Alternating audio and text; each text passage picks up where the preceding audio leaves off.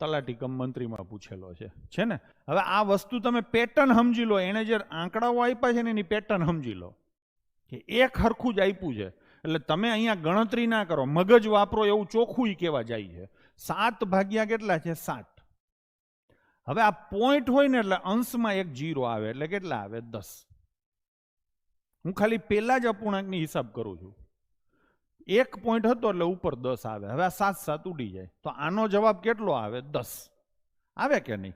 1 point હતો તો 10 આવે. અહીંયા કેટલા પોઈન્ટ છે? 3 તો 1000 આવે. અહીંયા કેટલા પોઈન્ટ છે? 2 તો 100 આવે. અને અહીંયા કેટલા પોઈન્ટ છે? 4 તો 1 ને 4 0 આવે. બસ આનો સરવાળો જ કરવાનો છે.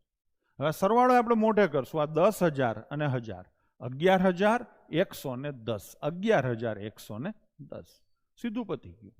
એના પછીનો ક્વેશ્ચન લઈશું. નીચેનામાંથી સૌથી મોટી કિંમત કઈ છે? આ જુઓ તમે, એચ ટાટમાં પૂછેલો ક્વેશ્ચન છે. તો આવું જ પૂછે છે. જે કાંઈ પેપરમાં સિમ્પ્લિફિકેશનના 2-3 પ્રશ્નો હોય બધા આ જ રીતે પૂછે છે. હવે તમે જવાબની પેટર્ન જુઓ જોઈને, બધાયમાં 32 છે, નીચે 5 છે. તો ઈ કાપા કાપી કરવા બેસો ને તો વાર જ લાગવાની છે. ઈ કાયદેસર ગણ્યું કહેવાય. આપણે આને સિમ્પ્લિફાઈ કરીએ કે આ સંખ્યા મારે છે ને 32/5 જ રાખવી છે, આ સંખ્યા મારે 32/5 જ રાખવી છે, આ પહેલી છે, આ બીજી છે, અહીંયા મારે 32/5 જ રાખવા છે, અને છેલ્લી સંખ્યા મારે 32/5 જ રાખવી છે. એટલે આ હિસાબ જ મારે નહીં કરવાનો થાય. તો હવે હિસાબ શેનો થશે? પોઈન્ટનો. ચલો, અહીંયા નીચે કેટલા પોઈન્ટ છે? 2. તો ઉપર શું આવે? ગુણ્યા 100 આવે. મેં તમને એટલે જ કીધું હતું પોઈન્ટના હિસાબ પહેલા શીખી લેજો શરૂઆતમાં, વિડીયોની શરૂઆતમાં. ડન છે. હવે અહીંયા કેટલા છે? 0.32 એટલે 1/100 આવે. આવે 1/. અહીંયા ઉપર 1 પોઈન્ટ છે, નીચે 2 પોઈન્ટ છે, એટલે નીચે 1 પોઈન્ટ રહેશે, પોઈન્ટની બાદબાકી થાય. તો નીચે 1 પોઈન્ટ હોય તો ગુણ્યા કેટલા આવે? 10. અને હવે આમાં જઈએ તો આ પોઈન્ટ કાઢું તો નીચે 10 જાય, એક 0 હતો અને બીજો 0 આવે તો ગુણ્યા કેટલા આવે? 1/100. હવે આ તો તમારે ક્યાંય ધ્યાન જ નથી લેવાનું. આમાંથી મોટું કોણ? એ મને મોટું જ પૂછ્યું છે ને. હા, મોટું કોણ? તો ક્યાં? તો તમે સમજો કે પેપર સેટર શું પૂછવા માંગે છે, તમે મજૂરી કર્યા રાખો છો. એને આ રીતે કરે એને જ લેવા છે. ચલો, આ LRDમાં પૂછેલો ક્વેશ્ચન છે ને? શું છે પ્રશ્ન? 13/3 ગુણ્યા 8/3 ને ભાગ્યા 32. કોન્સ્ટેબલો પણ આવી ગણતરી કરવાનો મતલબ શું? આ ધરતી ઉપર સૌથી વધારે પ્રેક્ટિકલ માણસ કોઈ હોય ને તો કોન્સ્ટેબલ અને તલાટી છે.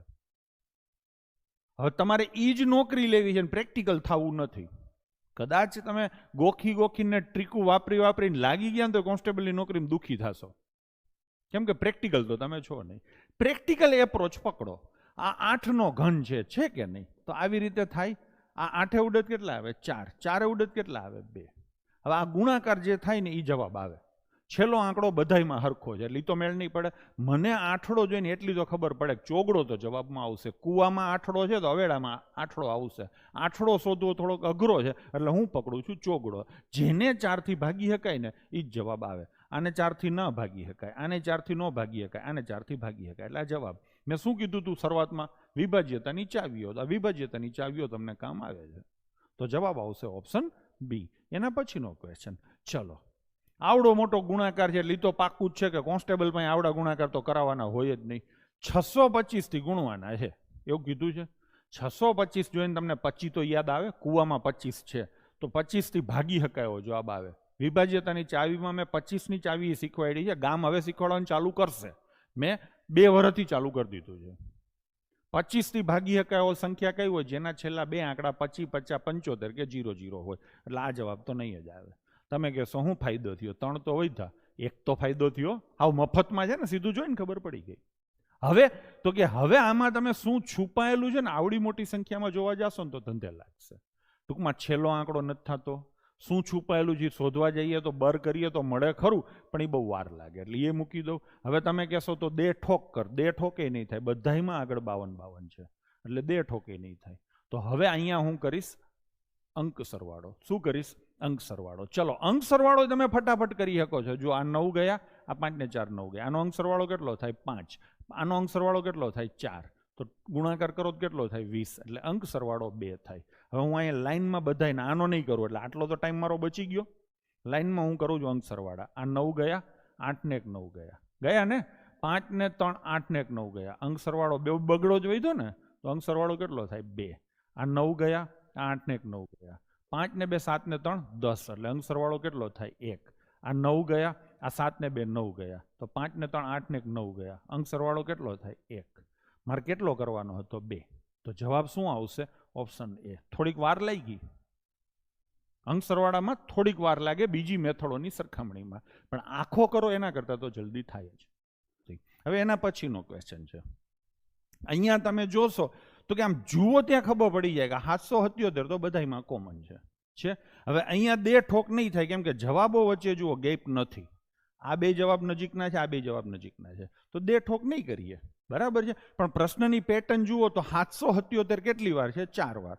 તો 777 ગુણ્યા 4, 700 આ આખી રકમ રહી ને, આ એક સંખ્યા, એમાં 777 આખા કહેવાય, પૂર્ણ કહેવાય, અને આને શું કહેવાય? અપૂર્ણાંક કહેવાય. તો આખાનો હિસાબ મેં કરી નાખ્યો, 777 ગુણ્યા 4.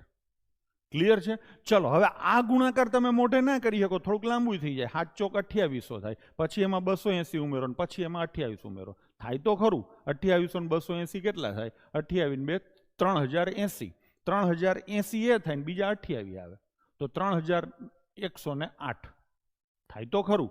પણ અહીંયા તમે આમ કરો, એટલી લાંબી એટલું બધું વાયા જવાની ટેવ નથી. બાકી 7 ચોક 28, 7 ચોક 28 ને 2 30, બરાબર. 7 ચોક 28 ને 3 31, એવી રીતે કરાય. પણ ખાલી 77 ગુણ્યા 4 હોત ને તો હું મોઢે કરત. તો 3108 તો સીધા થઈ ગયા. આનાથી થોડોક ઉપર જવાબ આવે, પાકું કે નહીં? 3108 થઈ ગયા. હજી સાહેબ તું આ ભૂલી ગયો, હજી તારે આ એડ કરવાના છે. હું એડ કરું તો 3108 થી જરીક વધારે જવાબ આવે. તો 3108 થી જરીક વધારે જવાબ કયો છે? 3110. મેં અપૂર્ણાંકનો તો સરવાળો નથી કર્યો, બાકી કરવો હોય તો થાય ખરો. એ હવે તમે ઘરે કરી લેજો, બરાબર છે.